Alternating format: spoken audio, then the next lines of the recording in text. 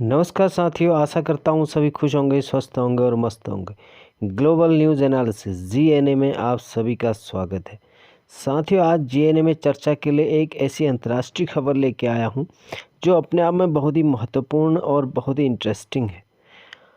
कुछ समय पहले आपने सुना होगा कि G7 और EU यूरोपियन यूनियन ने रशिया पर प्राइस कैप लगा दिया है। मतलब ये है कि G7 और EU ने रशिया से कहा है कि आप अपना तेल बेचिए, क्रूड ऑयल कच्चा तेल बेचिए, लेकिन आप $60 प्रति बैरल से ऊपर इसको नहीं बेच सकते।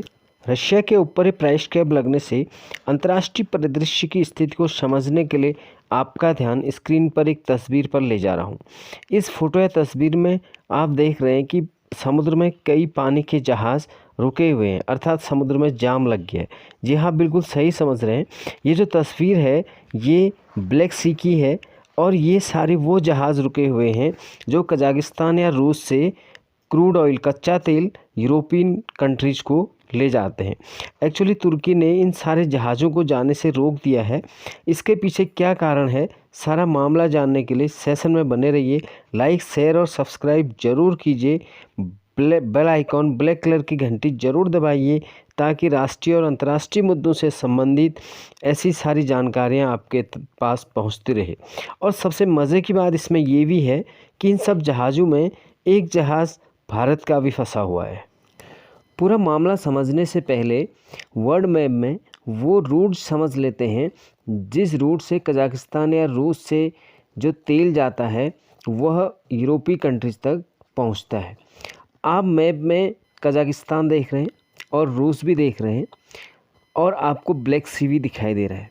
एक्चुअली ब्लैक सी के पास आप इस्तांबुल जगह देख रहे हैं। इसी इस्तांबुल जगह में ब्लैक सी और सी ऑफ मरमरा को जोड़ने वाला एक रास्ता है जिसे बॉस्फोरस स्ट्रेट कहा जाता है। और इस सी और मरमरा तथा एजियन सी को जोड़ने वाला एक रास्ता और है जिसको डार्डनेस स्ट्रेट कहा जाता है। और इस एजियन सी से होते हुए जो तेल के टैंकर्स हैं ये मेडिटेरियन सी से होते हुए यूरोपीय कंट्री तक पहुंचते हैं। क्योंकि आप जानते होंगे या नहीं भी जानते हैं तो ये जान लीजिए कि यूरोपीय कंट्री तक पहुंचने के लिए भूमध्य सागर मेडिटेरियन सी को पार करना ज़रूरी हो जाता है। तो अगर हम इस पूरे मैप को ध्यान से देखें तो यहाँ पर जो सारा रूट है उसमें बॉस्फोरस स्ट्रेट और डार्डनेस स्ट्रेट तुर्की से होते हुए जा रहे हैं।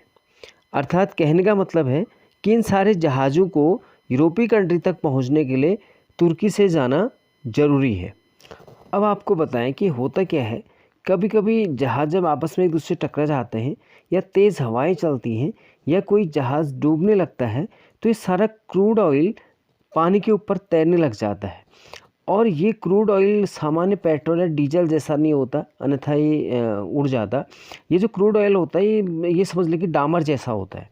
और जब ये किसी सी पर गिर जाता है या पूरे लेवल में आ जाता है तो उसके आसपास जो भी बॉर्डर का इलाका है वहाँ की जो सारी नेचुरल वेजिटेशन है या फिर इकोसिस्टम है या फिर टूरिज़्म है वो सारा प्रभावित होता है। और समुद्र में गिरे हुए इस क्रूड ऑयल को साफ़ करने में बहुत ज़्यादा खर्चा आता है। तो इन सब के लिए जो एजेंसीज़ होती हैं वो ये जो तेल के टैंकर्स होते हैं, जहाज़ होते हैं, इनका इंश्योरेंस कर देती हैं जिससे कि सारा जो खर्चा आता है वो इंश्योरेंस कंपनी उस सारे खर्चे को वहन कर सके। जैसे कि आप सामान्य जीवन में भी देखते हैं, हम कोई गाड़ी लेते हैं या रोड पे चलते हैं तो हम सभी का इंश्योरेंस किया जाता है। सेम तरीका यहाँ भी अपनाया जाता है। अब ये मामला जो है इसी से जुड़ा हुआ है। एक्चुअली प्राइस कैप जैसे ही G7 और EU ने रशिया पे लगाया तो रशिया ने बोला कि भाई मैं तुम्हारा प्राइस कैप नहीं मानता हूँ, मैं इस रेट पे तेल नहीं बेचता हूँ। और यहीं पर सारा मामला अटक गया है, नहीं बेचता हूँ मैं। दोस्तों, सारा खेल अंतर्राष्ट्रीय दांव पेच का है, सारा खेल कूटनीति का है। तो अब यहाँ पे जो मुद्दा आया वो मुद्दा क्या आया, इसे आप जरा थोड़ा ध्यान से सुनिए। मुद्दा ये आया कि G7 और EU ने कहा कि रशिया जो है $60 प्रति बैरल से ज़्यादा तेल नहीं बेचेगा। और जो इंश्योरेंस कंपनीज़ हैं, जो सारी यूरोपीय कंपनीज़ हैं लगभग, वो कह रही हैं कि $60 प्रति बैरल से ज़्यादा अगर तेल बिका तो हम इसका इंश्योरेंस नहीं करेंगे। तो शायद मैं समझ रहा हूँ आप लोग समझ रहे होंगे अब बात कहाँ पे अड़ गई है। और क्योंकि आपको पता है मैंने आपको अभी ये रास्ता पूरा मैप में समझाया था, तो जिस रास्ते से तेल जा रहा है वहाँ पे जो बोस्फोरस स्टेट और डार्डनस स्टेट हैं, ये तुर्की में पड़ते हैं। और तुर्की नहीं चाहता कि बिना इंश्योरेंस के सारे जहाज़ यहाँ से निकल जाए। अगर किसी भी कारणवश ये तेल गिर गया और कोई दिक्कत हो गई तो उससे बहुत ज़्यादा परेशानी होगी और उसका टूरिज़्म या फिर जो नेचुरल उसकी वेजिटेरियंस हैं या इकोसिस्टम है वो सारा प्रभावित होगा। और इस सब को सफाई करने के लिए अगर इंश्योरेंस नहीं होगा तो उसे खुद उसके लिए खर्चा देना पड़ेगा। इसलिए तुर्की कह रहा है कि पहले इंश्योरेंस के कागज़ दिखाओ, उसके बाद मैं आप लोगों को यूरोपीय कंट्री के लिए जाने की परमिशन दूंगा। और ये सारी जो एजेंसीज़ हैं ये कह रही हैं कि भाई हम आपको इंश्योरेंस के कागज़ शो नहीं करा सकते क्योंकि हमारा जो इंश्योरेंस है वो ऑनलाइन हमने किया हुआ है। लेकिन तुर्की मानने को तैयार नहीं है, तुर्की नहीं चाहता, क्योंकि तुर्की कह रहा है भाई EU और G7 से हमने तुम्हारे प्राइस कैप को माना, उसको स्वीकार किया, तो आप अब हमारी परेशानी समझिए और हमारी शर्तों को समझिए और हमें इंश्योरेंस अपना दिखाइए। लेकिन जिन कंपनीज ने इंश्योरेंस कराया है वो कंपनी कह रही है कि भाई हम जो फिजिकल पेपर है वो प्रोवाइड नहीं कराते हैं और हम आपको सिर्फ इसलिए फिजिकल पेपर प्रोवाइड कराने के लिए अपनी पॉलिसी चेंज नहीं कर सकते। तो आप समझ रहे हैं कि यहाँ पर तीनों जो समीकरण बन रहे हैं वो ये 3 समीकरण हैं कि भाई G7 और EU चाहते हैं कि रशिया जो है तेल $60 से ऊपर ना बेचे, और तुर्की चाहता है कि मुझे इंश्योरेंस के पेपर दिखाए जाए, और ये इंश्योरेंस कंपनियां जो हैं वो चाह रही हैं कि $60 प्रति बैरल से ज़्यादा का अगर तेल बिक रहा है तो हम उसका इंश्योरेंस नहीं कराएंगे। और इन सारी चीज़ों में ये चीज़ें अभी अटकी हुई हैं और दिन प्रतिदिन वहाँ पे ट्रैफिक जैम बढ़ते जा रहा है। और अगर ये सॉल्यूशन तुरंत नहीं निकला तो डेफ़िनेटली ये भारत के जो अपने न्यूज़पेपर हैं उनमें भी ये सुर्खियों में होगा, क्योंकि अभी तो भारत का केवल एक ही जहाज़ इसमें फंसा हुआ है। संभावना है कि आने वाले समय में और भी जहाज़ इसमें फंस जाएं, और डेफ़िनेटली अगर ये चीज़ बढ़ती गई तो कहीं न कहीं इससे तेल की आपूर्ति में इसका प्रभाव पड़ेगा और चीज़ें थोड़ी सी डिफ़िकल्ट हो सकती हैं।